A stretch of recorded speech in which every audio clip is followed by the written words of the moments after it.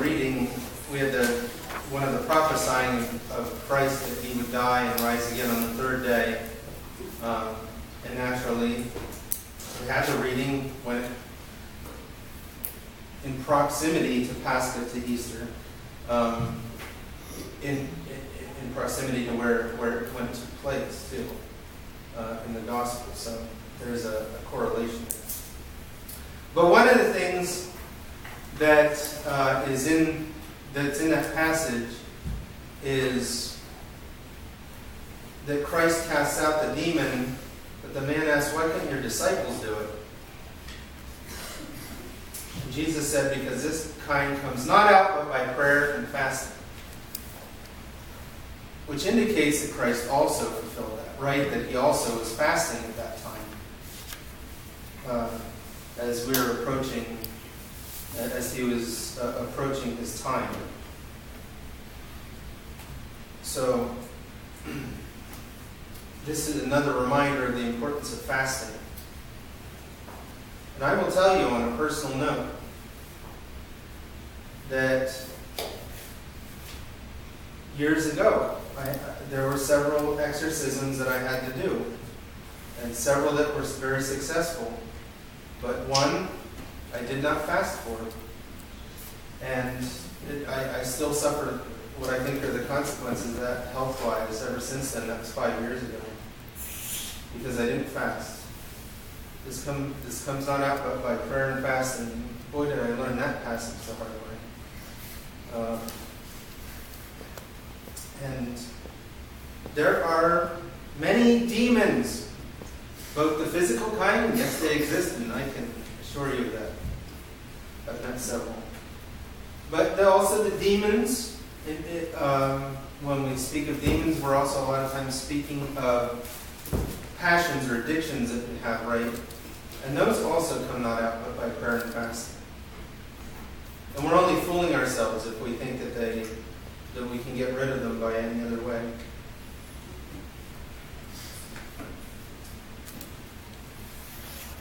You know, today's the Sunday of St. John of the Ladder. And this week we remember the ladder of divine ascent. So, first of all, we remember Jacob's ladder, right? Jacob's ladder. And we have the icon right here of Jacob's ladder. And from that, St. John of the Ladder, wrote a work called The Ladder of Divine Ascent, in which that's the ladder from earth to heaven, where he's remembering the vision of Jacob's ladder. And he gives steps as to ways to progress spiritually from earthly mindedness to heavenly practice. And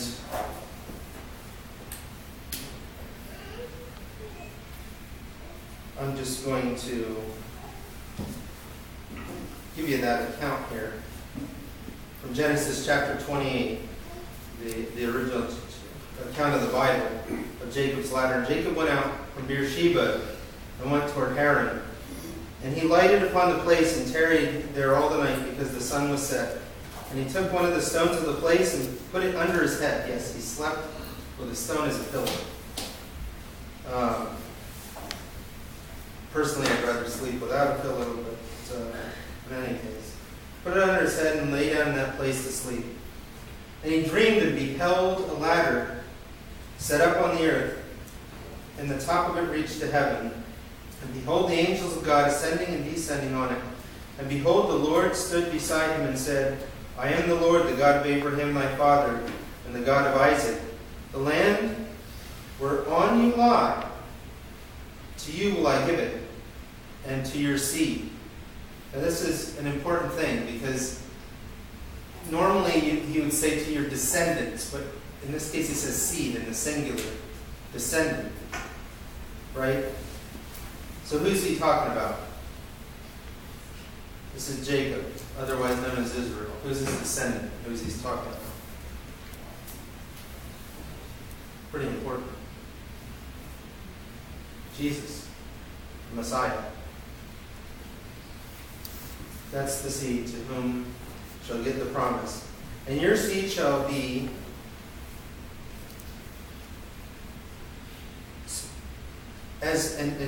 so your seed shall be as the dust of the earth, and thou shalt spread abroad to the west and to the east and to the north and to the south. So this tells us of how the Messiah will come and will graft people into himself in the north, south, east, and west. And in you and in your seed shall all the families of the earth be blessed. And behold, I am with you, and will keep you wheresoever thou goest, and will bring thee back from this land. For I will not leave you until I have done what I have spoken. And Jacob awoke out of his sleep and said, Surely the Lord is in this place. And I knew it not. And he was afraid and said, How full of awe is this place? This is none other than the house of God, and this is the gate of heaven. So it's pretty important.